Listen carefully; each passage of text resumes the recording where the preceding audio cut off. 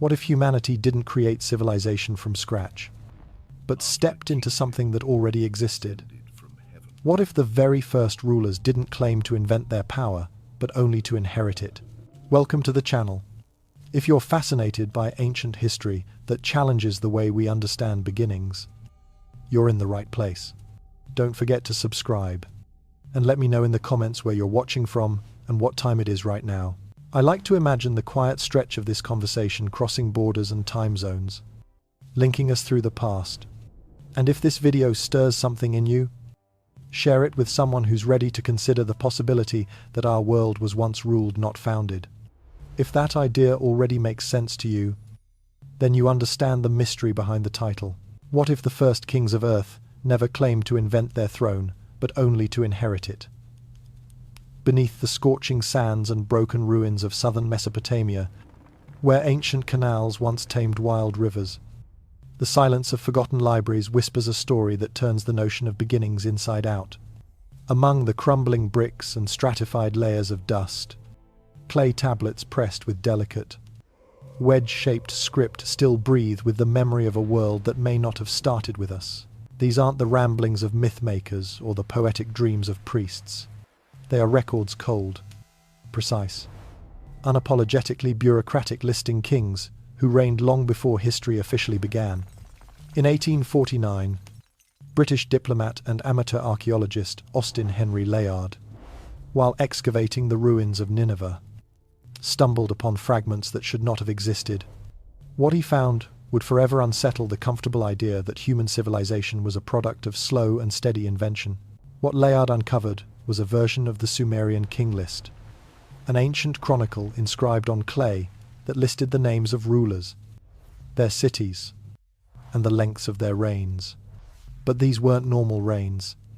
The tablet opened with a line that haunts scholars to this day. After kingship descended from heaven. Kingship was in Eridu. The phrase didn't say kingship was invented. It didn't say it was seized or born through struggle. It said it descended from somewhere above. Somewhere else. Somewhere not human. The implication is simple, yet staggering. Kingship was not ours to begin with. It was an office already in existence, passed down like a torch from predecessors no longer present. Even more unsettling were the durations of those first reigns, tens of thousands of years. One king ruled for 200 years. Another for 36. 0, 0, 0. These weren't the inflated legends of folk heroes. They were recorded in the same emotionless tone that the scribes used to tally grain, livestock, and temple inventory. For over a century, scholars have struggled to explain away these impossible reigns. Some call them symbolic, suggesting the numbers represent dynastic periods, astronomical cycles, or metaphorical ages. Others blame scribal error, copyist inflation, or religious exaggeration. But one fact remains difficult to dismiss. The scribes who recorded them didn't treat them like myths. There is no flowery language, no divine narrative, no metaphoric flourish, just names, numbers, and cities, all written in the same style as mundane tax records. It is the absence of myth that gives the story its strange credibility. And then, suddenly, there is a flood. The King List marks it like a dividing line carved into stone. Then the flood swept over. No drama, no thunderbolts, no moral judgment, just a shift. Quiet, but irreversible. After the waters receded, kingship returned, but everything changed. The post-flood kings no longer ruled for eons.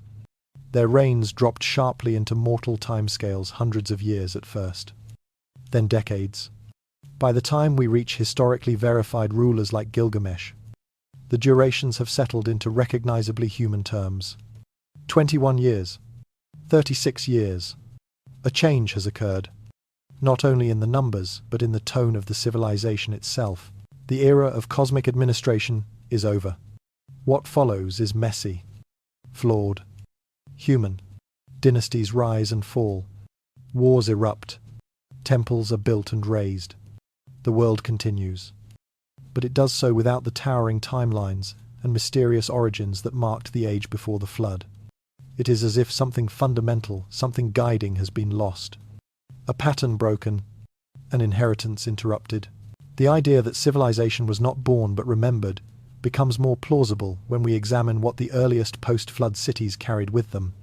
Archaeological digs in places like Shurapak and Eridu revealed advanced urban planning, complex irrigation systems, astronomical alignments, and mathematical structures that suggest a level of sophistication that should have taken centuries to develop.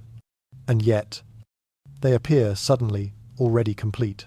Writing appears not as crude marks evolving toward language, but as a full-fledged script capable of recording law, medicine, commerce, and planetary movements.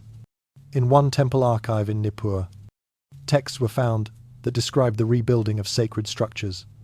Among the inscriptions, a phrase stood out. This is the restoration of what was before. Not invention, not innovation. Restoration.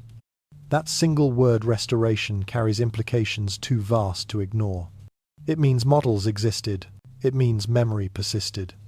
It means that those who built the foundations of our first cities did so not as pioneers but as caretakers. Their role was not to forge new paths into the future, but to trace the outlines of a past they believed was too sacred to alter. In this context, kings were not innovators. They were stewards. Imagine, for a moment, being a scribe in ancient Uruk, pressing a reed stylus into clay under the looming shadow of a ziggurat. Your training doesn't come from personal discovery. You've copied older tablets, and those tablets were copied from even older ones. You're writing in a system that hasn't evolved. It's been preserved. Your calendar is lunar. Your math, base 60.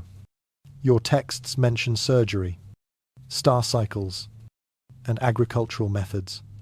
And when you ask where this knowledge came from, the answer is not us. It was given. The Sumerians named those givers. Anu, Enlil, Enki, Ninhursag. Collectively, they were known as the Anunnaki. And here, the narrative takes a turn that feels more unsettling than divine. The Anunnaki were not painted as ethereal, unknowable gods. In the earliest texts, before mythological embellishment took over, they were administrators, judges, governors. They measured time, assigned cities, settled disputes, and issued decrees. They operated like a cosmic bureaucracy. The word Anunnaki didn't mean miracle workers. It meant those of royal seed, or those who from heaven to earth came. They appear in the records not through worshipful hymns, but through legal texts, civic orders, and city charters. Their names were invoked not in prayer but in administration. And then, sometime after the flood, they are simply gone. Not killed, not dethroned, absent. The texts don't describe a rebellion or a war. They describe a silence. And in that silence, humans step forward, not as creators, but as inheritors. They rebuild the cities. They copy the texts. They align their temples with the stars. But they no longer remember why. And that is perhaps the most haunting part of all. The earliest civilizations we study today, the ones we treat as the origin points of progress, did not claim to begin anything. They claimed only to continue. From Sumer to Egypt, from the Indus to Mesoamerica, a consistent pattern emerges. An earlier age of non-human rule, a catastrophe, and a human inheritance. So what do we make of this ancient conviction, repeated across so many civilizations, that humanity came after, not at the beginning, but in the middle of a much longer story? What kind of world do we inhabit if the earliest kings were custodians, not creators? If cities were rebuilt, not founded? If knowledge was passed down, not discovered? These are not questions meant to challenge history, but to expand it, to recognize that what we call the start may only be a continuation, and that perhaps we are not the architects of civilization, but its stewards, entrusted with a legacy whose origin remains buried beneath both earth and memory. Across the deserts of modern Iraq, archaeologists digging through layers of ancient cities found something unexpected beneath the dust and ruins, a sharp, unmistakable boundary that separated two worlds.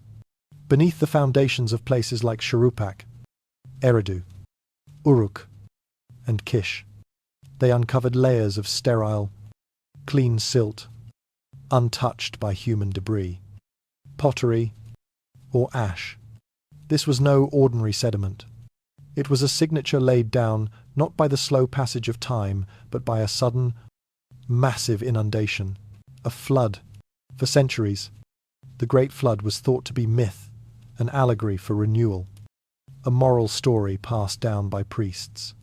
But in these buried cities, the flood is not metaphor, it is stratigraphy, a geological fact confirmed by layers of water-laid sediment over crushed mud-brick homes, hearths, and temples that once stood at the heart of Mesopotamian civilization. Around 2900 BC, this flood swept over the southern plains of Mesopotamia, changing everything. What came before was erased or buried. What came after was different, not in form, necessarily, but in tone, in spirit, in the way humanity viewed its place in the world. The Sumerian King List marks the moment with chilling precision. Then the flood swept over. After the flood had swept over, kingship was in Kish. The narrative does not dramatize. It does not grieve. It simply records, as if checking a ledger. Yet the change it chronicles could not be more profound. Before the flood, rulers reigned for tens of thousands of years. Afterward, their reigns gradually contracted. The world had entered a new era, one of mortality, of disorder, of forgetting. The cities rebuilt after the flood were not primitive, not in the way one might expect from a civilization recovering from disaster. They did not start over with stick huts and stone tools. They did not grope blindly toward knowledge. Instead, they rebuilt according to remembered blueprints. Irrigation channels were redug along ancient paths. Temples rose where their predecessors once stood. Calendars resumed, their lunar cycles aligned with the heavens. Writing returned not as a clumsy system of pictographs, but as a refined script capable of encoding law, trade, astronomy, and medicine. The survivors were not reinventing civilization. They were restoring it. A temple inscription from Nippur makes this claim explicit.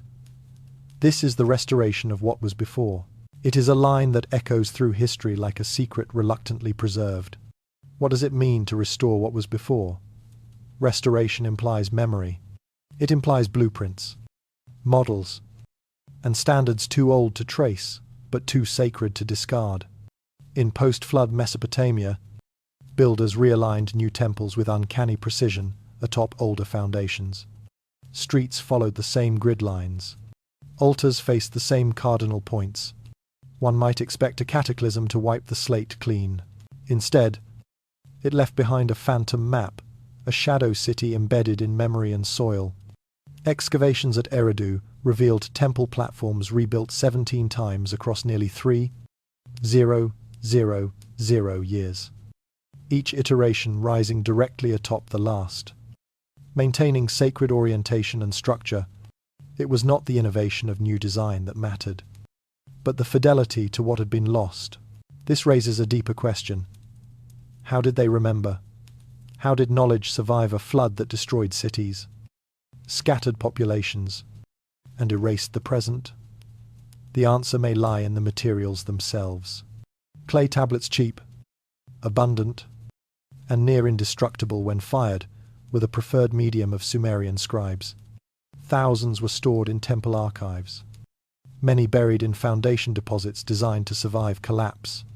These tablets were not religious texts, not mere stories. They were administrative tools, records of harvests, lists of offerings, architectural plans, legal codes. And it is from these utilitarian documents that we learn the most profound truths. Inscriptions describe kings who rebuilt temples according to the old inscriptions. They do not boast of invention. They speak of recovery. But knowledge alone was not enough. What had been lost was not just infrastructure, It was the very presence that once governed the world.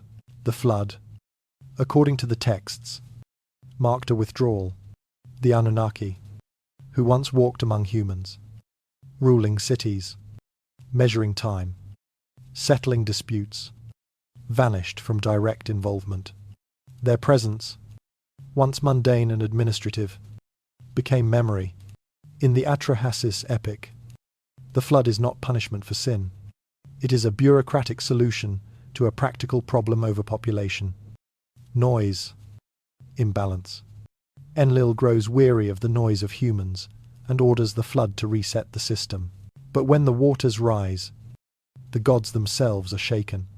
They watch in silence. Some weep. The language of the text is strangely cold, but its emotional undertone is unmistakable. Regret, not rage. After the flood, humanity is left with responsibility, but no longer with direct guidance. In one telling, Enki, the god of wisdom and water, warns a human, Ziusudra, to build a boat. The instructions he gives are not symbolic, they are practical. Measurements, materials, sealing techniques. This is not a divine story. It is a survival manual. When the flood ends, Ziusudra offers a sacrifice. The Anunnaki accept it, but they do not return. Instead, a new arrangement is made. Lifespans are shortened. Fertility is limited. A buffer is placed between humanity and divinity. The gods retreat, not in defeat, but in necessity. Governance becomes human. Kingship is re-established. But the world has changed. From this moment forward, civilization becomes the act of remembering. Every tablet copied, every temple rebuilt, every ceremony performed is a gesture of remembrance. Kings rule by referencing past authority. Scribes train by copying ancient texts. Architects align buildings not to whim, but to inherited plans. The word used again and again is restore. Rebuild as it was. Not better, not newer, but faithful to the pattern. The flood did not wipe away knowledge. It interrupted transmission. What survived was fragmented. What came after was reconstruction, always partial, always reaching backward, always haunted by the absence of what once was whole. The implications ripple through every aspect of Mesopotamian life. The flood becomes a hinge, a fracture in time. Before it, the civilization was administered by beings who did not age, whose rule stretched over epochs.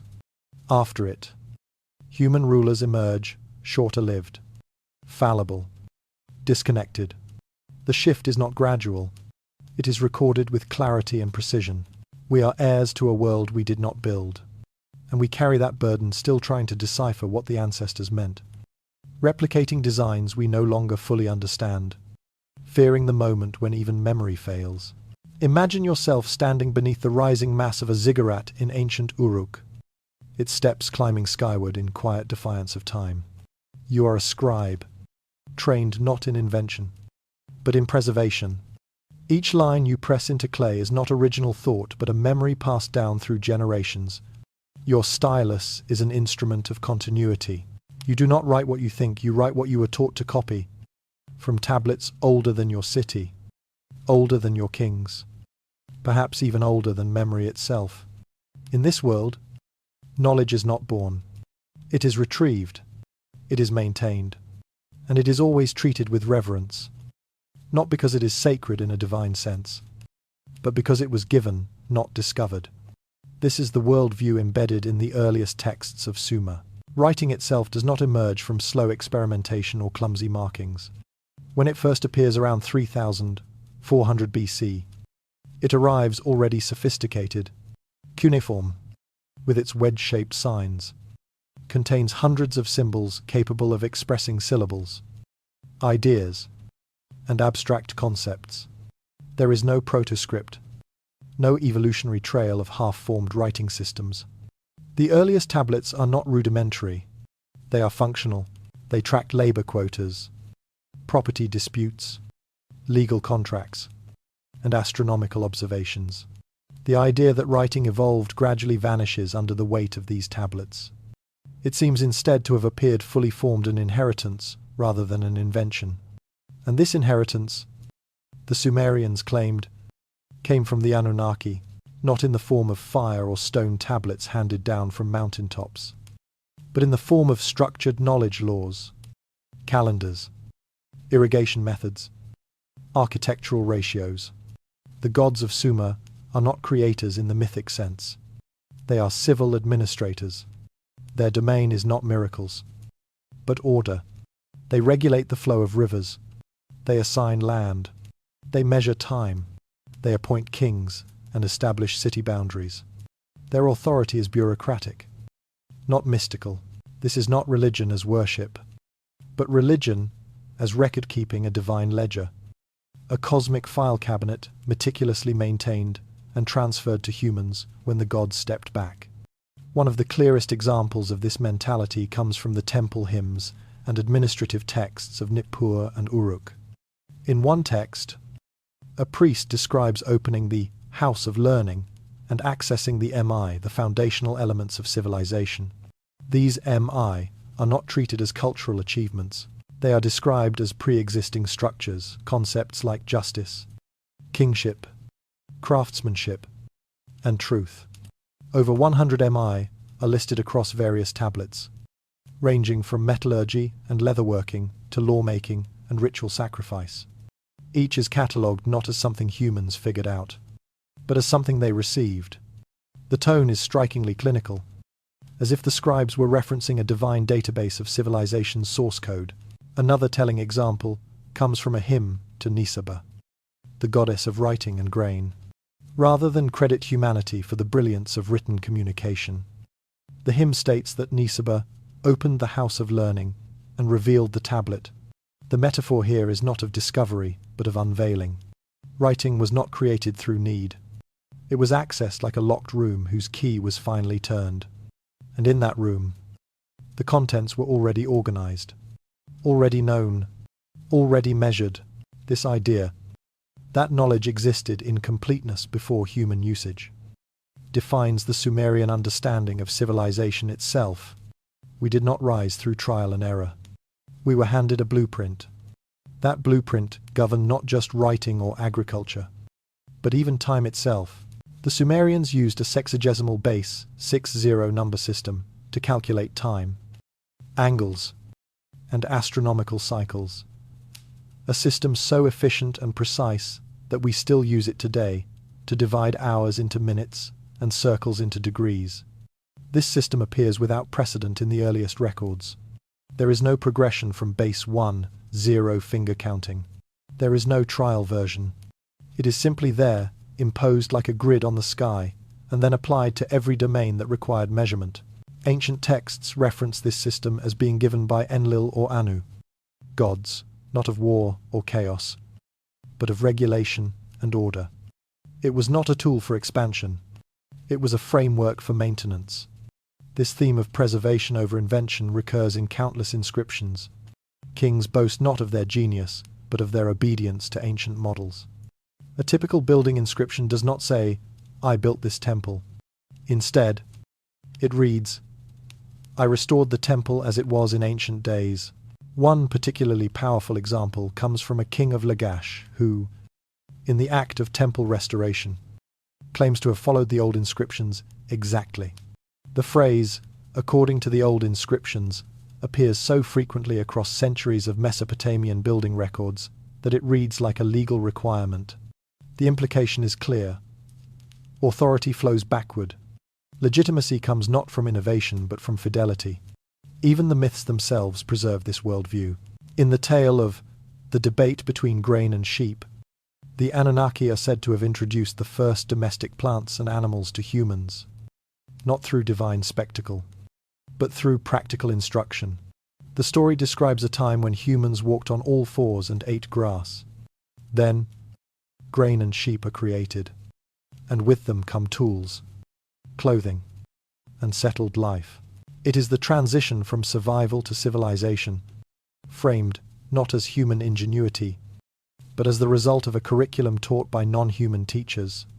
Strip away the personification, and what remains is the memory of instruction, of being taught how to live in cities, farmland, and manage complexity.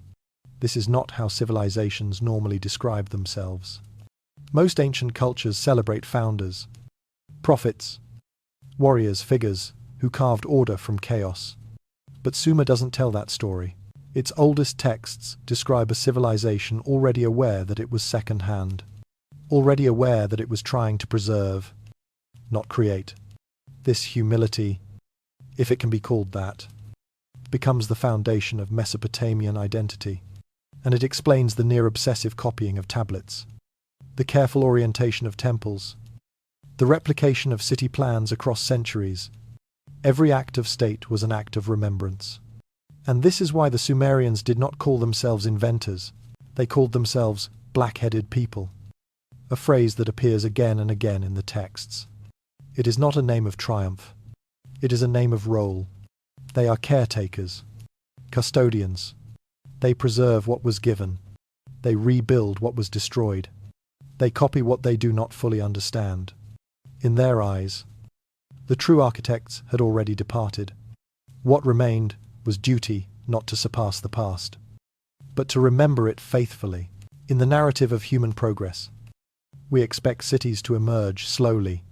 We imagine a sequence, nomadic camps becoming villages, villages becoming towns, towns expanding into cities. Innovation is gradual, experimental, layered through trial and error. This is how textbooks explain civilization. But in southern Mesopotamia, one city disrupts that story so completely. It still causes unease among archaeologists. That city is Uruk. It did not grow step by step like a sapling rising from the soil. It appeared like a monument already built. Around 3500 BC, Uruk entered the archaeological record not as a primitive settlement, but as a sprawling metropolis with 6-mile defensive walls, multi-level temples, mass-produced pottery, and an administration fluent in abstract record-keeping. It is not supposed to be possible, and yet it was. Uruk's sudden complexity defies linear models of progress. The city had a white temple perched atop a high platform, aligned with cardinal directions to a degree of astronomical accuracy that would challenge even modern tools without access to advanced surveying instruments. Its planners knew the geometry of the heavens. The temple itself stood nearly 40 feet above the surrounding city, demanding not only engineering expertise but a labor force organized well enough to build it. The walls of Uruk required millions of mud bricks standardized, uniform, produced at industrial scale. This was not a society testing ideas. This was a society that had already implemented them. Artifacts recovered from Uruk reinforce this sense of arrival rather than evolution. Cylinder seals carved with detailed images show structured hierarchies, religious iconography, and trade agreements. Some depict scenes of offering. Others show city plans or rulers seated before scribes. But one pattern recurs: organization. Every scene implies structure, hierarchy, process, the administration of labor, the registration of goods, the measurement of production. Cuneiform tablets from this era do not show developmental scribbles. They are filled with accounts, contracts, and calculations. The system was already able to express debt, tax, weight, and property. There is no primitive version. From the beginning, it was ready. This is why Samuel Noah Kramer, the scholar who spent his life translating these texts, called Uruk history's first sudden civilization. The term itself is uncomfortable. Civilizations are not supposed to be sudden. They are meant to emerge, not erupt. Yet Uruk does not appear to be a culmination. It appears to be a continuation of something already well developed. That something, however, has left no clear trail behind. Beneath Uruk are earlier layers, yes, but none that explain how its fully formed complexity arrived. It is as if someone pressed fast forward on progress, or more unsettlingly, pressed rewind, and began again with instructions they did not write. Consider the writing system found in Uruk. Cuneiform, one of the oldest known scripts, appears in Uruk around the same time the city reaches peak organization. But it does not emerge slowly. There is no step-by-step progression from visual marks to abstract language. Instead, the earliest tablets are already capable of representing transactions, formulas, and political decrees. There is no clumsy alphabet, no series of false starts. Writing arrived in Uruk not as a spark, but as a system. The oldest known accounting tablets from the city record grain distribution, temple contributions, and labor management. This is not oral tradition clinging to clay. It is administration rendered into language. The archaeological implications are staggering. Civilization, in Uruk's case, did not need to evolve. It needed to be remembered. One striking discovery is the uniformity of design across the city. Residential quarters are laid out with geometric clarity. Public spaces follow fixed proportions. Drainage systems, canals, and even property boundaries exhibit a mathematical elegance. This kind of planning suggests not experimentation, but adherence to a plan, perhaps a plan recorded elsewhere, or a model passed down through priesthoods, guilds, or schools. Either way, the presence of order from the very beginning implies the existence of memory. A memory of how to build a city, how to govern people, how to encode law. And memory, in this context, becomes the foundation of civilization itself.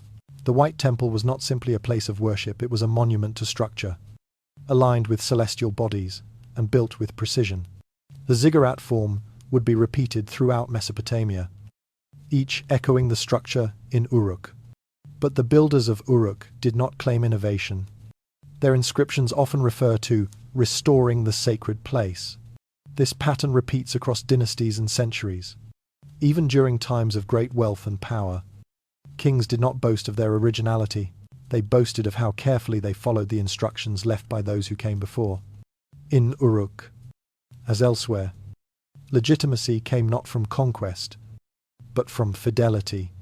One of the earliest surviving hymns from the region is dedicated to Nisaba, the goddess of writing and grain, and it comes from Uruk's temple archives. In it, the scribe asks the goddess to reopen the tablet of knowledge. The phrase is peculiar. It does not suggest discovery. It suggests resumption. That knowledge was paused, not lost. That civilization was interrupted, not begun. That what we see in Uruk is not emergence from darkness, but re-entry into light. And once that light returned, it brought order, measurement, calculation, law, all the tools needed to preserve what had survived. There is something deeply human in this. The idea that when faced with ruin, a people would gather what fragments they could, hide them in clay, bury them beneath temples, and later dig them up to begin again.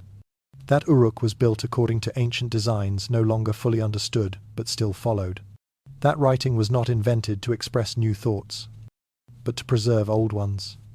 That the calendar was set not to mark new beginnings, but to align with ancient rhythms. Uruk stands as a monument not to progress, but to remembrance, and in that remembrance, it may hold a truth far older than its walls, the truth that some civilizations do not rise, they return. The story of the Anunnaki, as it emerges from the earliest tablets of Sumer, is not a tale of gods in the modern sense. These were not deities of storms or fertility demanding worship and sacrifice in exchange for favor. They were administrators, civil servants, judges. Their actions, as recorded in temple archives and city records, bear all the markings of governance, not mythology. And what they governed most closely was knowledge itself. They were not merely the architects of cities or the measurers of rivers. They were curators of instruction, gatekeepers of the systems that allowed civilization to function. Their curriculum was not written in fire or stone. It was embedded in law, timekeeping, architecture, medicine, and mathematics. Central to this ancient instruction was the concept of the MI, a Sumerian word referring to the invisible building blocks of civilization. The MI were not abstract ideals or philosophical musings. They were treated as tangible, innumerable elements that governed everything from justice and kingship to leatherworking and metallurgy. A set of tablets found at Nippur and dated to over 4,000 years ago lists more than 100 miles, each named as though it were an object rather than an idea. These included truth, weaving, measurement, music, and even ascent and descent from the underworld. The tone of the texts is unmistakably administrative. The MI were not discovered through creativity. They were bestowed, managed, remembered. This language of inheritance of something already complete recurs in the texts that describe how knowledge passed from the divine to the human. Writing, for instance, is attributed not to a clever human inventor, but to Nisaba, the goddess of grain and literacy. One prayer begins with the words, "Lady who knows the secrets, who possesses the lapis lazuli tablet, open for me the knowledge of your house." The lapis lazuli tablet is not metaphorical. It is imagined as a real object, a divine document containing eternal knowledge. The supplicant is not seeking inspiration. He is requesting access. That access, according to the worldview of the time, was granted only to those who remembered properly. This belief that knowledge was recovered, not invented, is reinforced by the precision of Mesopotamian astronomy. The Venus tablet of Ammisaduqa, attributed to a king who ruled around 1650 BC, records the movement of the planet Venus over a 21-year cycle. It notes rising and setting positions with mathematical accuracy that requires centuries of continuous observation. Yet the tablet presents this data not as new, but as copied from older sources. One margin note even refers to the ancient observations of Anu and Enlil. These were not names attached as religious flair. They were the administrators of sky and time. The stars were their jurisdiction. The data was not credited to scribes, but to divine record keepers. The use of base 60 mathematics also reflects this inherited order. The system, which divides hours into 60 minutes and circles into 360 degrees, appears fully developed in the earliest mathematical tablets. There is no simpler system preceding it, no trail of evolving notation. Scribes used base 60 to calculate areas of land, predict eclipses, and resolve commercial contracts. And they did so with a fluency that suggests they were not experimenting, but applying.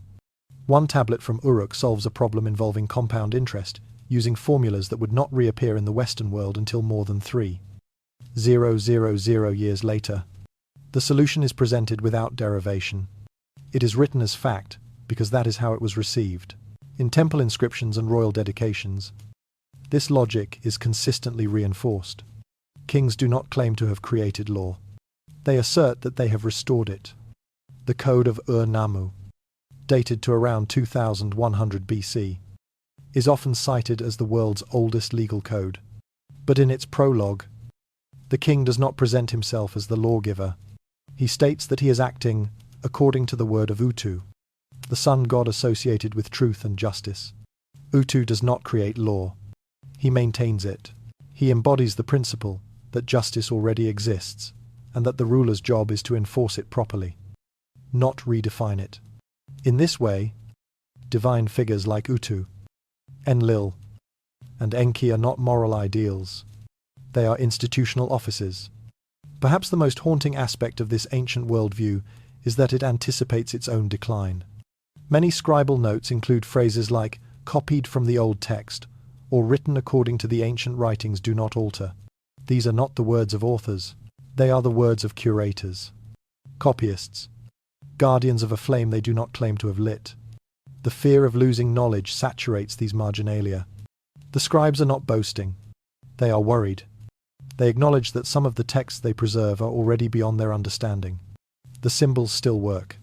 The numbers still align. But the deeper meanings, the original context, have grown dim. This anxiety becomes more intense in later periods. Kings like Nebuchadnezzar and Nabonidus, ruling centuries after the heyday of Sumer, describe their greatest achievements not in terms of conquest, but of restoration. In one foundation inscription, Nabonidus confesses that he has excavated the old foundation, found the ancient inscriptions, and followed them exactly that nothing may be lost. He rules an empire, and yet his greatest pride is that he obeyed the ancient plan. His ambition is preservation, not transformation, even in power. He sees himself not as a builder, but as a student of vanished teachers. Through all of this, the Anunnaki remain strangely consistent. In thousands of texts, they appear as assigners of tasks, rulers of time, judges of cities. They do not command worship in early records. They are referenced the way one might reference a governing council or a technical manual. Their names are attached to the systems of civilization, not as creators of life, but as transmitters of order. One seal from the Uruk period, dated to around 3200 BC, shows a standing figure gesturing toward a diagram while humans kneel in front of him. Above the scene are symbols of divine authority. The implication is clear: this is instruction, not adoration, teaching, not domination. So when we ask how the Sumerians built their cities, recorded their laws, calculated their calendars, and structured their society with such remarkable coherence, their answer is disarmingly simple. They were following directions. The curriculum was already there, preserved in tablets, encoded in rituals, embedded in architecture. They believed they were copying a system too ancient to alter and too important to forget. And perhaps that belief is the reason we still read their tablets, walk among their ruins, and count our time in increments they defined. The Anunnaki of the earliest Sumerian texts are not beings of thunder, wind, or vengeance. They do not hurl lightning from mountaintops or manifest in dreams to deliver cryptic messages. Instead, they issue decrees. They assign cities. They allocate resources. In temple hymns and administrative records, the language surrounding them is cold, precise, and shockingly bureaucratic. These were not gods in the poetic sense. They were office holders, bearing responsibilities rather than divine personalities. In Sumer's worldview, the Anunnaki were functionaries of order, the cosmic management class tasked with ensuring civilization operated smoothly, and long before they were turned into the mythological gods of later Babylonian pantheons, they were the administrators of time, space, and law. Their jurisdiction was not abstract. It was assigned, measured, and inscribed. Enki governed fresh water, wisdom, and craft. Ninhursag oversaw birth and fertility. Utu regulated truth, justice, and trade routes. Each Anunnaki had a domain, and, crucially, a city. Their associations were not vague. Enlil ruled from Nippur. Enki's seat was Eridu. Utu was tied to Sippar. Their authority was geographic as well as functional, and it was exercised in ways we would now associate with governance. In the debate between winter and summer, a Sumerian wisdom text, the Anunnaki convened to decide the agricultural calendar. This is not theology. It is scheduling. They are not asking for offerings. They are planning the year. That is why early inscriptions often refer to them in administrative, not devotional terms. One legal tablet from Lagash records a water dispute between two temple estates.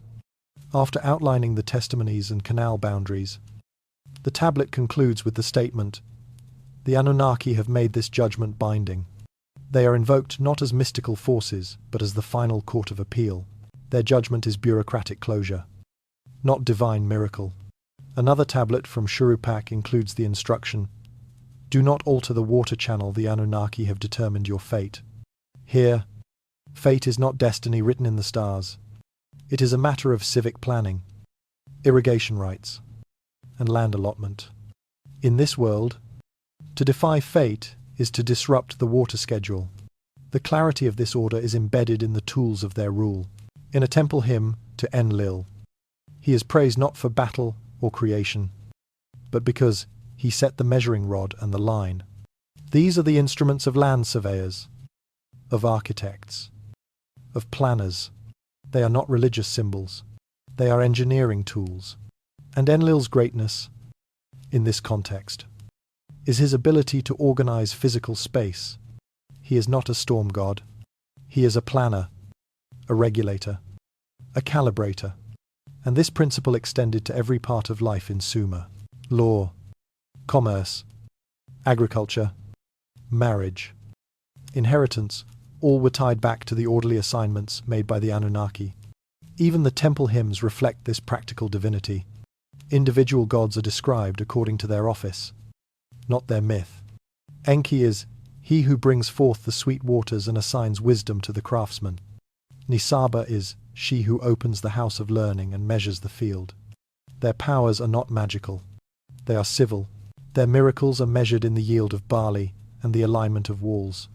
The earliest representations of these deities show them with tablets, surveying lines, water jugs, and tools. These are not the symbols of chaotic creation. They are the emblems of urban life. A cylinder seal from the Uruk period depicts a robed figure gesturing toward a group of kneeling humans. Above him are symbols indicating divine authority. But he does not receive offerings. He is pointing to a layout, possibly a city plan or irrigation design. The humans are not praying. They are listening. The scene is one of instruction. This is a god not of terror or worship, but of teaching. And that is the pattern that defines the earliest visual culture of Sumer. The gods instruct. The people copy. The rituals of civilization are acts of replication, not supplication. This practical divinity extended to timekeeping as well. The Anunnaki was said to measure not just seasons, but also the destinies of men and cities. Time was not an endless flow. It was a structured framework with divisions, cycles, and responsibilities. The calendar, lunar and solar, was not just a farming tool. It was a divine ledger. The gods determined the beginning of months, the timing of festivals, and the sacred days for planting or judgment. Utu, in particular, was praised for regulating the day. His temple kept the calendar aligned with astronomical precision. In this system, time itself was part of divine administration. What is perhaps most striking is how little reverence these texts show toward the Anunnaki in terms of worship. They are respected. Certainly. They are powerful. But they are not mysterious. They are not distant creators or dreamlike visions. They are present and involved. Their role is not to inspire awe, but to maintain balance. The difference is profound. The Anunnaki are remembered not because they embodied mystery, but because they made the world work. And when they withdraw after the flood, the weight of their absence is not spiritual loss. It is civic burden. Because when the Anunnaki ruled, the boundaries of land were fixed. The fields were watered. The temples were aligned. Justice was executed without corruption. When they left, humanity was forced to carry on with only fragments of their instruction, and the earliest kings of Sumer did not claim to replace them. They claimed to preserve their offices. Kingship was described not as a conquest but as a stewardship. Authority was inherited, lowered from heaven, measured out, handed down. And the Anunnaki were not legends. They were predecessors.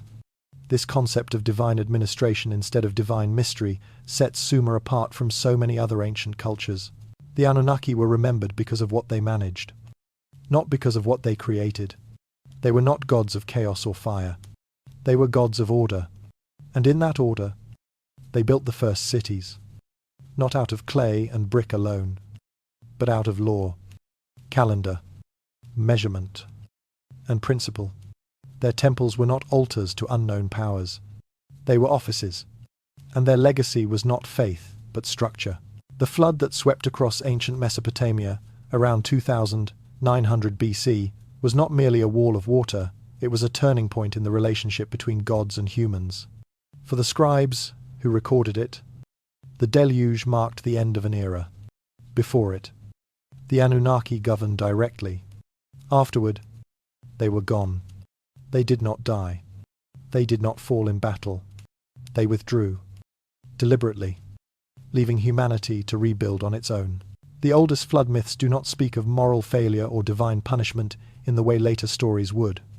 Instead, they describe a crisis of management, a breakdown of a system that could no longer function as it once had. The world became too noisy, too crowded, too chaotic. The divine administrators stepped back. The Atrahasis epic, a Babylonian flood narrative preserved from older Sumerian sources, reveals this dynamic with startling clarity. The gods are portrayed not as wrathful beings, but as weary overseers. The god Enlil complains about the increasing clamour of humanity, saying their noise disturbs his rest. This is not moral outrage. It is bureaucratic burnout. The gods had organised human society, established its laws, its boundaries, its calendars, but now the population had grown beyond control. Civilization, it seems, had outpaced its administration. The flood was ordered not as judgment, but as recalibration. The tone is not one of rage, but of resignation. It is a policy decision. Even more intriguing is the internal conflict among the gods. Enki, the god of wisdom and water, opposes Enlil's plan. He does not shout or rebel. He finds a loophole. Instead of directly warning humanity, he speaks to a reed wall, knowing that his words will reach Ziusudra, the chosen man. Enki provides instructions clear, technical, exact. Build a boat, seal it with bitumen, bring animals. The measurements are specific. The tone is engineering, not myth. When the flood arrives, it does not come with fire or thunder. It comes in silence. The text describes 7 days and nights of storm, but the most haunting line comes afterward. The great gods watched in dismay. The gods, who had ruled the world, now watched it vanish beneath the waves. What follows is not celebration or relief. It is mourning. One line from the epic shows the goddess Ninhursag weeping over the ruins of the cities she helped organize. She laments the loss not only of life, but of order. The administrative world she once helped oversee has drowned. What returns when the waters recede is not the same. Ziusudra offers a sacrifice, and the gods accept it, but they do not resume control. Instead, they make changes. Human lifespans will be shortened. Fertility will be limited. The gods and humans will remain apart. A new boundary is drawn. The divine administration becomes background support. Kingship is once again lowered from heaven, but now to humans, not to Anunnaki. This shift is the most important consequence of the flood. It marks a loss of proximity. Before the flood, humans lived under divine governance. Afterward, they lived under divine memory. The Anunnaki were still honored. Their decrees were still quoted. Their measurements still shaped cities and laws, but their presence was no longer direct. They became part of the past, a golden age remembered, not experienced. The first kings after the flood did not claim to rule independently. They claimed to maintain what the gods had once set in motion. They ruled under inherited authority, trying to preserve a system they no longer fully understood. This transition is reflected clearly in the Sumerian King List. Before the flood, kings ruled for tens of thousands of years. Ululim reigned for 800 years. His successor for 36,000. After the flood, the numbers drop sharply. The first post-flood king, Gaur of Kish, ruled for 200 years. Still extraordinary, but drastically reduced. His successors ruled for 960, 840, and 720 years. The decline is not random, it follows a pattern, a steady descent. By the time we reach kings like Gilgamesh, reigns are measured in decades. Something essential has changed. The divine quality of rule is fading. Mortality is reasserting itself. The decline in lifespan was not seen as a natural process. It was understood as a deliberate restructuring. The Anunnaki, unable or unwilling to govern directly, had imposed a limit.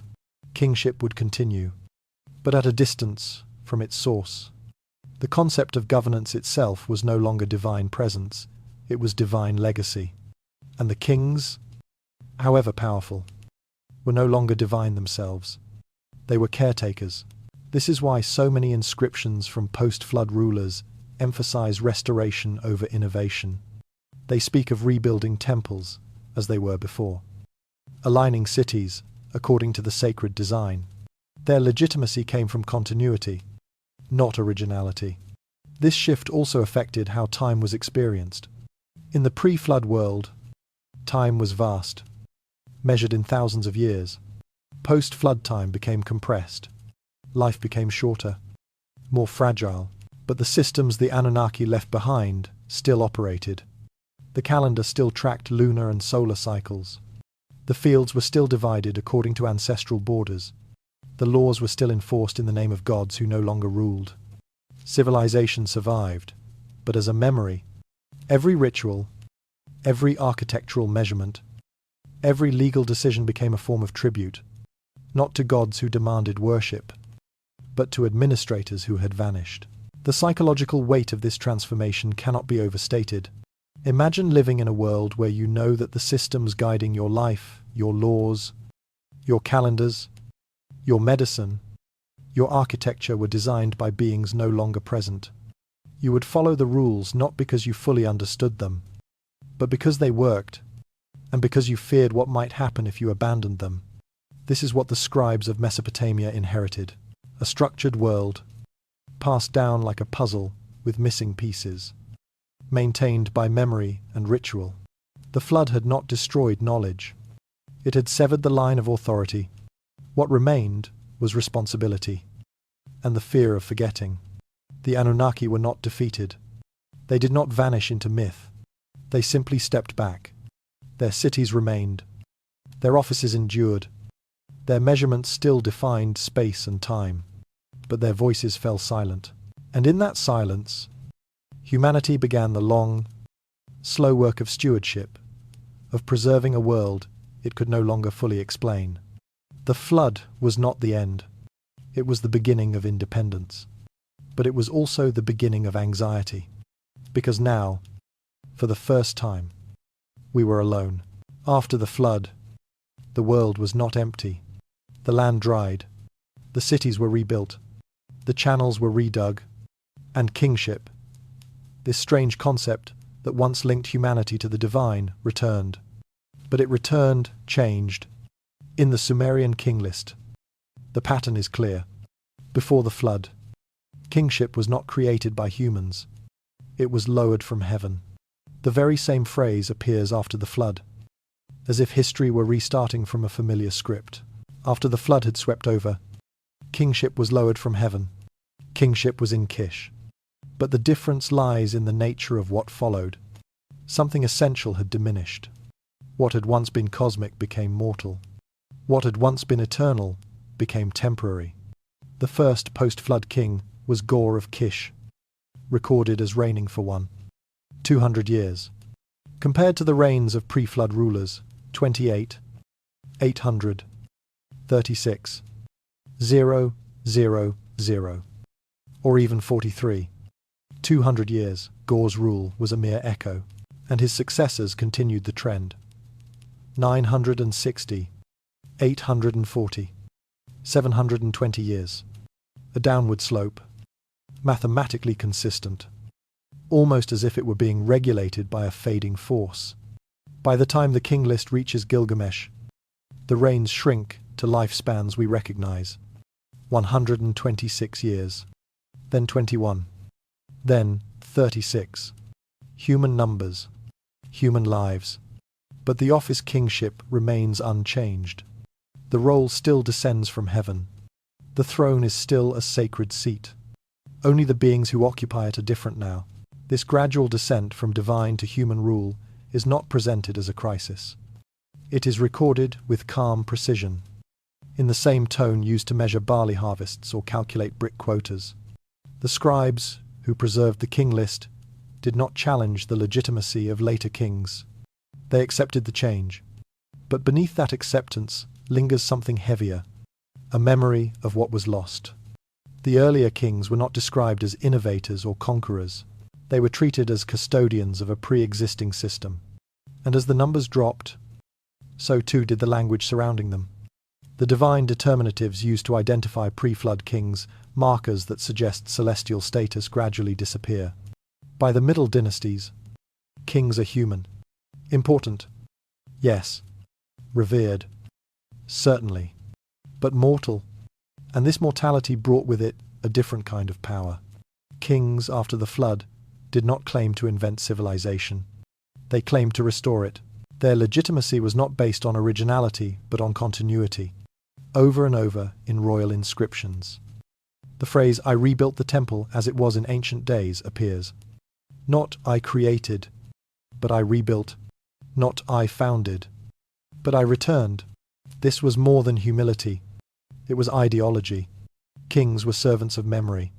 Their greatness came not from expansion or innovation, but from preservation.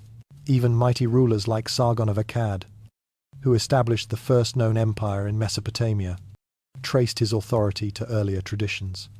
He did not claim to begin civilization. He claimed to unify it. This emphasis on restoration is seen most vividly in temple inscriptions and building records.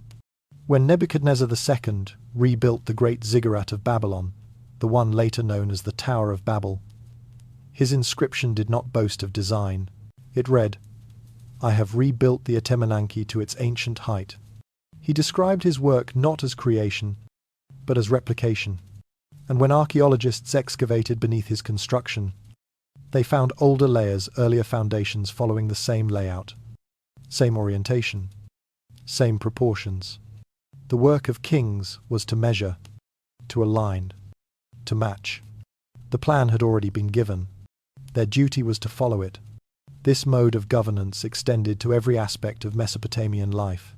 Law codes did not present themselves as new discoveries.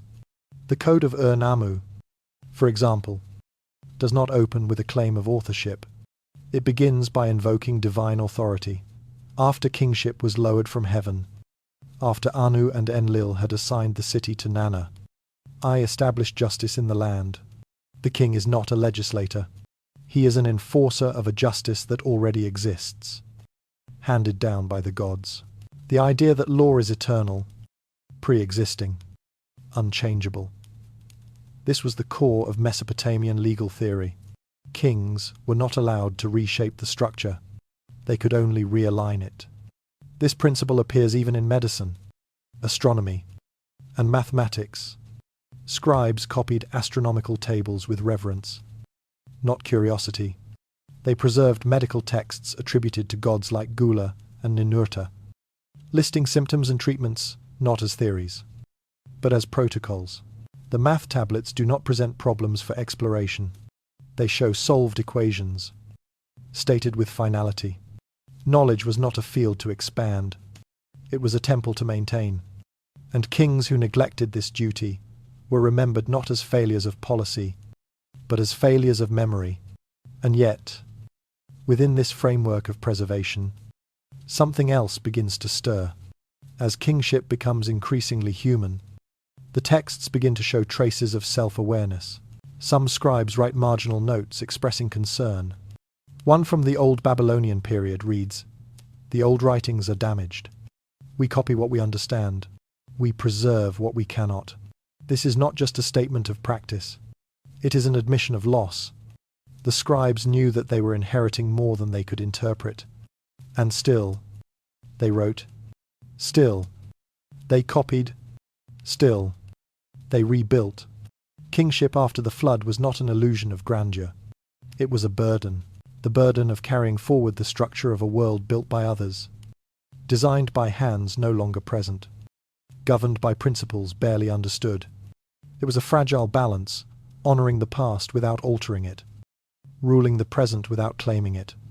And in this, the kings of Mesopotamia may have held the most difficult role in human history. They did not imagine themselves as gods. They imagined themselves as guardians of a divine order, fading with every passing year. What emerges from the King List, from the temple bricks, from the tablets buried deep in the earth, is not a story of rising power. It is a story of receding memory. A story in which the greatest act of leadership was not to build new systems, but to keep the old ones standing. Kingship was not just a throne. It was a responsibility to time, to tradition, and to the Anunnaki who had once ruled. And then, in silence, stepped away. In the ruins of ancient Mesopotamian cities, archaeologists discovered something far more enduring than bricks or foundations. They found memory cast in stone, over and over, across centuries and dynasties.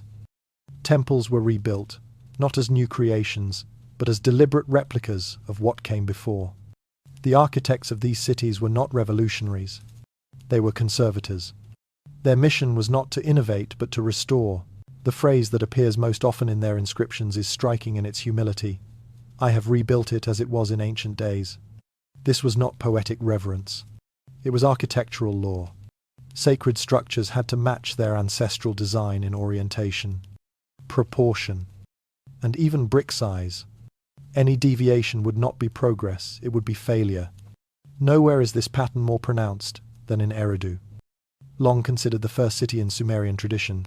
Beneath the visible remains of its ziggurat, excavators uncovered 18 distinct temple levels, each one built atop the ruins of the previous, stretching back to before 5000 BC.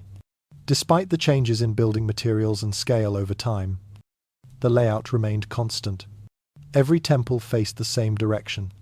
Every altar sat in the same position. Every sacred room repeated the same dimensions. As empires rose and fell, languages changed, and rulers came and went. The architectural plan remained untouched. It was not redesigned. It was inherited. This fidelity to pattern was not limited to religious buildings. Entire city plans adhered to sacred geometry. Streets aligned with astronomical markers. Canals were dug according to calendrical logic. The city of Ur, for example, was built around its ziggurat, with the surrounding streets laid out in deliberate angles to align with lunar cycles.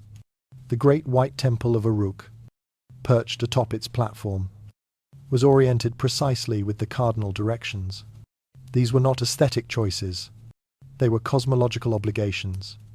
The city was not just a place to live, it was a mirror of the heavens. And the role of the builder was to ensure that mirror remained clear. The ziggurat itself, the towering step pyramid of Mesopotamian architecture, was not a practical structure. It held no chambers, no storage rooms, no living quarters. Its sole function was symbolic.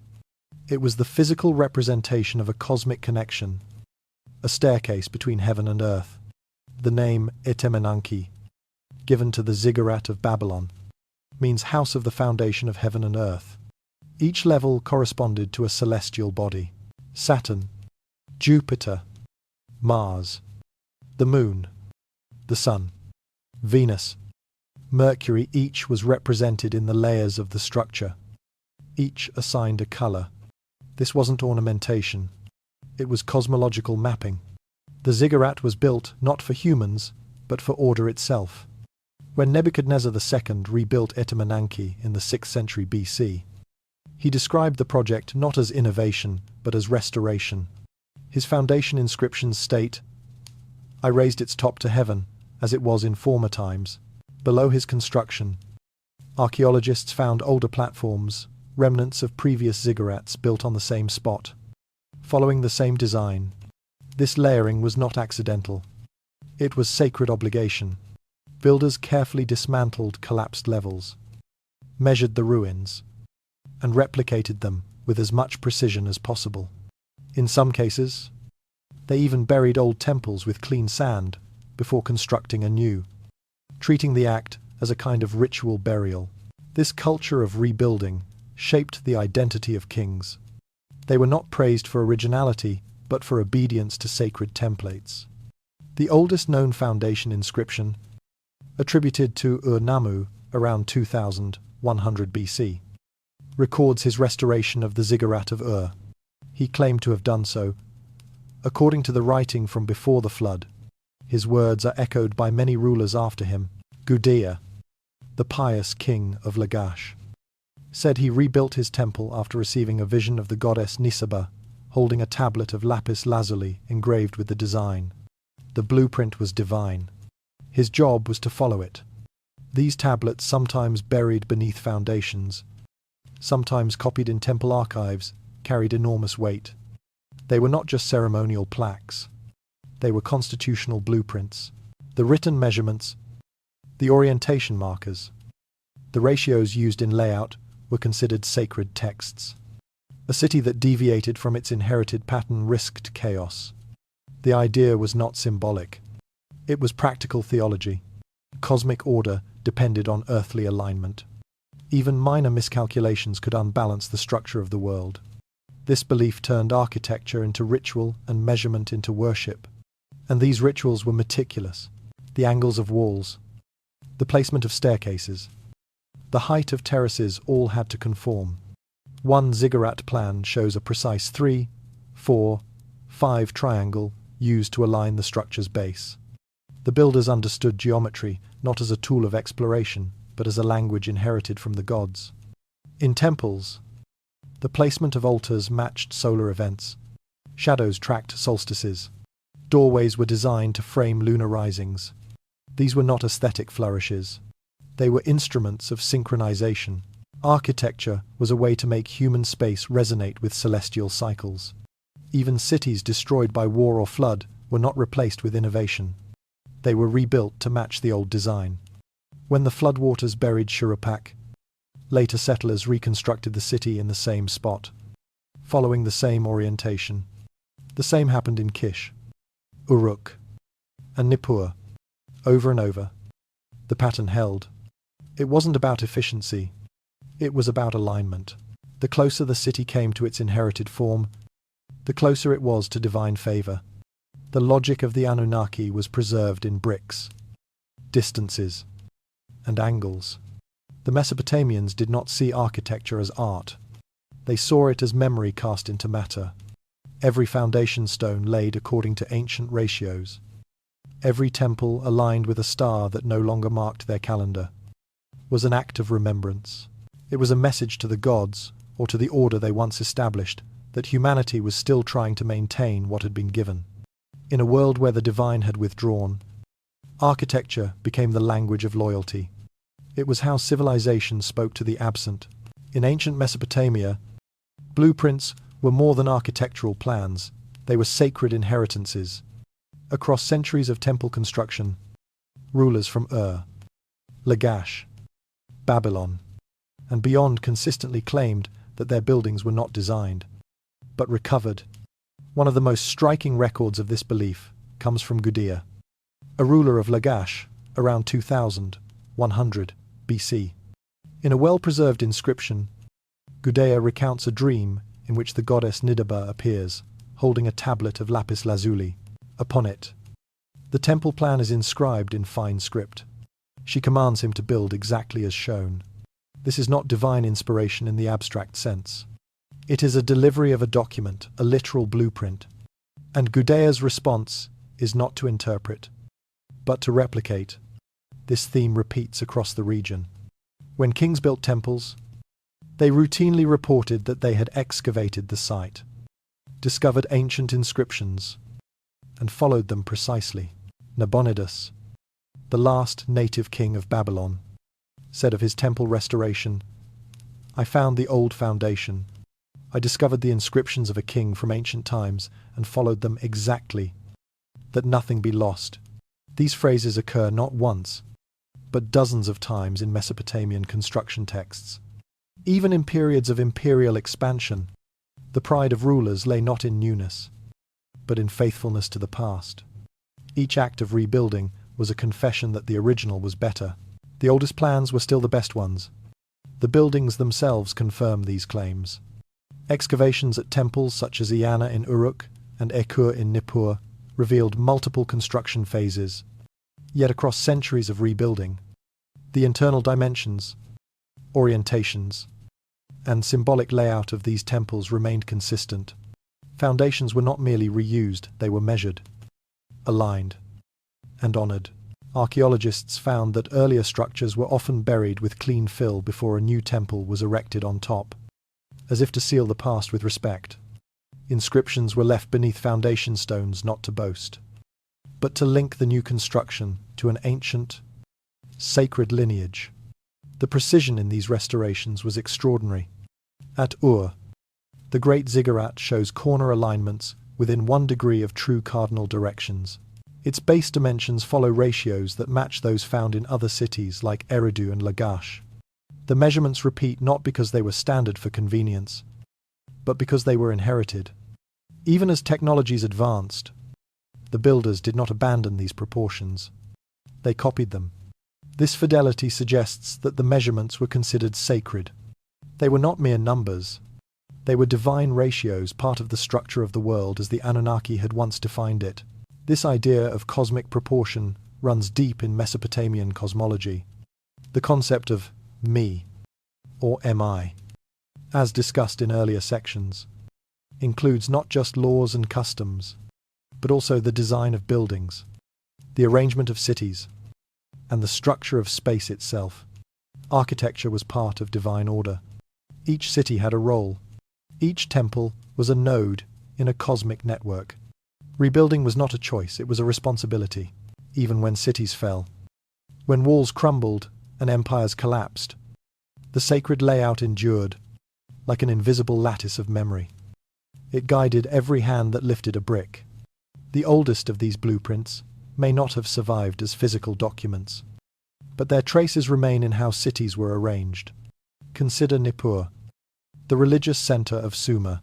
A clay map dated to around 1500 BC shows the city's layout: gates, canals, neighborhoods, and temples.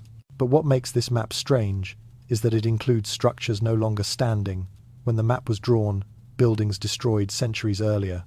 This was not a record of contemporary geography. It was a map of ideal form, a memory map, an attempt to preserve the original design of the city even after it had changed. This reverence for ancient layouts extended even into the myths. In the Enuma Elish, the Babylonian creation epic, the gods establish order not by conjuring new things, but by building the Ashara, a divine temple matching cosmic structure. The language mirrors that of earthly inscriptions. The gods do not innovate. They organize. They assign. They measure. And their temple becomes the model for all later ones. Each earthly ziggurat, each temple complex, was thought to echo this original divine building. To construct a temple, then, was not to create it, was to restore a fragment of the divine architecture. Even the tools used in construction were sacred. Temple hymns describe gods wielding the measuring line, the surveying rod, the plumb bob. These were not mundane instruments. They were symbols of divine authority. In a hymn to Enlil, he is praised for setting the holy measuring cord. In another, Enki is said to arrange the bricks according to the proper order. These acts were more than technical tasks. They were acts of cosmic alignment. The world was held together not by force, but by proportion, not by domination, but by measurement. And humans, in taking up these tools, were stepping into the roles once held by the Anunnaki. This philosophy extended even to failures. When temples fell into ruin or were built improperly, the texts record them not as human error, but as disruptions to cosmic balance. Kings who neglected to rebuild according to the old inscriptions were remembered as reckless. Those who honored the ancient plans were remembered as righteous. In the Mesopotamian worldview, architectural failure was not aesthetic. It was existential. The misalignment of a sacred building could ripple outward, causing disorder in society, imbalance in the calendar, even famine or war. The buildings were not just physical, they were metaphysical anchors. What endures through all this is a worldview rooted in stewardship. The oldest blueprints were not just documents, they were principles, templates for how to live in alignment with the cosmos. And those who followed them, whether kings or masons, scribes or priests, were not creators. They were conservators. Each brick laid to match the ancient design was a declaration that the past still held authority. that the greatest truth did not come from invention, but from memory. And in that act of remembering, Mesopotamian civilization became something rare, a culture built not on the ambition to surpass, but on the discipline to preserve. What the ancient Sumerians left behind were not fairy tales, not legends passed down in poetic fragments, but structured memories engraved in clay. The tone of their texts is not mystical, it is methodical. Tablets list laws, rituals, construction plans, astronomical records, and royal lineages in language that sounds more like an archive than a myth. And the clearest revelation that emerges from these records is this: the past was not inspiration, it was authority. The Sumerians treated their earliest knowledge not as folklore to embellish, but as legal precedent to obey. Their civilization was constructed less like a story and more like a constitution. Take the Sumerian King List. The way it presents its chronology defies the expectations of a creation myth. It does not begin with a world emerging from chaos, or gods forming humanity from clay. It begins with governance, when kingship was lowered from heaven. It is a statement of office, not origin. Each king is listed alongside his city, his reign length, and nothing else. No divine miracles, no moral judgments. The earliest rulers are assigned lifespans that stretch into the tens of thousands of years. But the tone remains flat and factual. The document reads, not like a religious text, but like a bureaucratic ledger, copied from state records. This pattern continues across legal documents. The Code of Ur-Nammu, written more than 4,000 years ago, is not celebrated as the product of royal brilliance. Its prologue attributes the laws to Utu, the sun god, and describes the king not as an innovator, but as a servant of divine order. The laws themselves are concise, organized by crime and punishment, and rooted in fairness rather than severity. Penalties are scaled by intent and social status. Property rights, marriage, contracts, all are addressed with clarity. But the key is how the laws are framed. They are not written to invent justice. They are written to restore it, to align human conduct with a standard believed to come from before. This is how Mesopotamian scribes understood their role. They were not authors. They were copyists, curators. Their tablets often include margin notes like copied from the old text, or written according to the ancient source. One scribe from the old Babylonian period writes with quiet anxiety, "The old writings are damaged. We copy what we understand. We preserve what we cannot." In this sentence, we hear the voice of a culture that knows it is losing something. The scribes do not try to reinvent the knowledge. They do not pretend to replace it. They preserve it mechanically, faithfully, hoping future generations will find meaning where they could not. This reverence for inherited knowledge extended beyond law. The same pattern appears in astronomy, mathematics, medicine, and architecture. Astronomical tablets from Babylon, like the Venus tablet of Amisaduqa, record planetary cycles with precision that implies centuries of prior observation. Yet the scribes make no claim to discovery. They cite older records, sometimes attributing the data to Anu and Enlil, the Anunnaki associated with cosmic order. The implication is that the sky was first measured by divine administrators, and humans now merely maintain the calendar. Mathematical texts offer more evidence of this mentality. Tablets from Nippur contain calculations using base 6-0 arithmetic problems involving square roots, reciprocals, and even early algebra. One tablet solves a compound interest formula that would not appear again in Western mathematics until the Renaissance. But the solutions are presented without proof or explanation. They are recorded as fact. The scribes do not claim to understand the origin of the method. They only show that it works. And often, they close their work with a phrase that echoes like a cultural signature. According to the old text, I weigh. Even medicine followed this framework.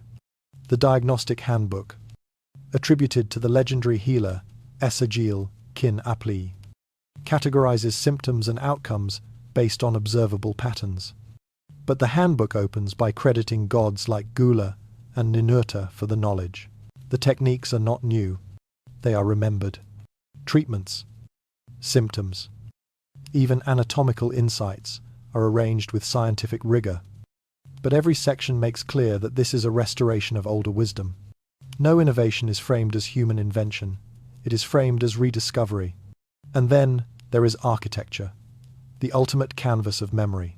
As detailed in the previous section, temples were rebuilt as they were in ancient days, using dimensions and proportions that matched older foundations exactly. Inscriptions on bricks, often hidden from view, exist solely to declare that a structure was built in alignment with sacred precedent. This was not tradition as convenience. It was tradition as law. The layout of cities, the height of ziggurats, the position of altars all had to conform. Deviating from the pattern was not just incorrect, it was dangerous. This concept of sacred pattern shaped the psychology of kings. Even rulers who conquered wide territories or unified scattered cities did not describe themselves as creators. They described themselves as restorers. Their greatness was measured not by their vision, but by their faithfulness. One of the most powerful examples is Nebuchadnezzar II, who rebuilt the Anunnaki ziggurat in Babylon. His inscription reads, "I have raised its top to heaven," as it was in former times. Beneath his construction, archaeologists found older platforms matching the same design. The king did not want to surpass the past. He wanted to align with it. This worldview redefined the role of civilization. Most cultures define progress as surpassing what came before. But in Mesopotamia, the highest form of success was preservation. Progress meant returning to an earlier state. Discovery meant recovering what had been lost. Every legal ruling, every temple foundation, every mathematical solution was judged not by its novelty, but by how well it conformed to inherited standards. And at the center of that standard was the memory of the Anunnaki, not as mythic deities, but as the original architects of order.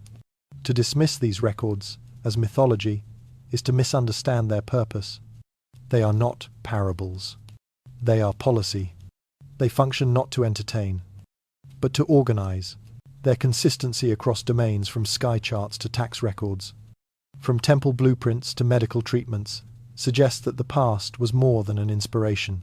It was a constitution, and in obeying it, the Sumerians and their successors believed they were holding the world together, one copied tablet at a time. Mesopotamia is not alone in remembering a world ruled before humans. All across the ancient globe, civilizations preserved traditions of divine or semi-divine beings who established order, taught essential knowledge, and then vanished. The names change. The symbols shift. The languages and landscapes differ. But the pattern remains eerily constant. There is a golden age. A disruption, usually a flood, a war, or a cosmic event, and then a rebuilding phase, in which humans inherit what was once managed by others. These are not simply myths. They are structured records, treated with the same reverence and administrative tone as royal decrees or legal codes. The question is not whether these cultures copied from one another. The question is, why so many civilizations independently told the same story? The Sumerian King List of Egypt, a fragile papyrus held in the Egyptian Museum in Turin, offers a prime example. Compiled during the reign of Ramesses II, around 1250 BC, the list traces the kings of Egypt back through dynasties and centuries, but it does not stop with human rulers. Before Narmer, the first historical pharaoh, the list names gods and demigods who ruled for thousands of years. Ptah, Ra, Osiris, and others are given specific reign lengths. After them come the Shemsu-Hor, the followers of Horus, who serve as a transitional class, beings not fully divine, yet not fully human. Only after this period does the list enter what modern historians call recorded history. But the scribes made no such distinction. To them, the reign of Ra was as real as that of Thutmose or Seti. A similar structure appears in the ancient texts of India, the Puranas, compiled between 300 and 1000 AD, but based on much older oral traditions, divide time into massive cycles called yugas. The first age, the Satya Yuga, lasts 728,000 years, and is governed directly by the Devas, celestial beings who maintain perfect order and teach humans the arts of civilization. As each yuga passes, divine presence diminishes, knowledge becomes fragmented, and human suffering increases. In the current age, the Kali Yuga, humanity is said to govern itself, but only by remembering faint echoes of a better world. Time, in this view, is not linear progress. It is decline from a once ordered state that humans now struggle to imitate. In Mesoamerica, the Popol Vuh of the Quiché Maya describes previous world ages, each one ending in catastrophe. The gods create early versions of humanity, mud people, wooden people, none of whom succeed. Then come the teachers, most famously the feathered serpent deity known as Kukulkan to the Maya and Quetzalcoatl to the Aztecs. This being does not demand worship. He brings tools, knowledge, and calendars. He teaches humans to farm, to build, to read the stars. And then, like the Anunnaki, he departs, often across the sea, promising one day to return. Aztec records preserved in the annals of Cuautitlan describe 5 ages or suns, each destroyed and renewed. The current age is understood to be a fragile continuation of the last, not a beginning. The same echoes appear in China, where the Bamboo Annals, compiled around 300 BC, record the reigns of early sage kings such as Fuxi, Shennong, and Nuwa. These beings are credited with teaching agriculture, medicine, social customs, and divination. Like the Anunnaki, they assign roles, define measurements, and bring order to chaos. Fuxi is said to have created the I Ching, the Book of Changes, a system of cosmological alignment based on binary codes and natural patterns. These early rulers are described with the same formulaic tone as later emperors. The text does not differentiate myth from record. Governance begins with the gods. Human rule follows afterward. Even in isolated cultures like Hawaii, the pattern holds. The Menehune are described as a race of small, skilled builders who lived in the islands before the arrival of Polynesians. They constructed fish ponds, temples, and roads, some of which still exist today. Hawaiian oral traditions speak of structures that predate known settlements, often attributed to these earlier inhabitants. In New Zealand, the Patupaerehe are remembered in Maori tradition as pale-skinned, forest-dwelling beings who possessed advanced knowledge and lived before human arrival. They, too, withdraw as humanity spreads. No battles, no extermination, just absence. The key detail across these stories is not just the presence of pre-human or semi-divine rulers, it is the tone in which they are remembered. These beings do not inspire fear.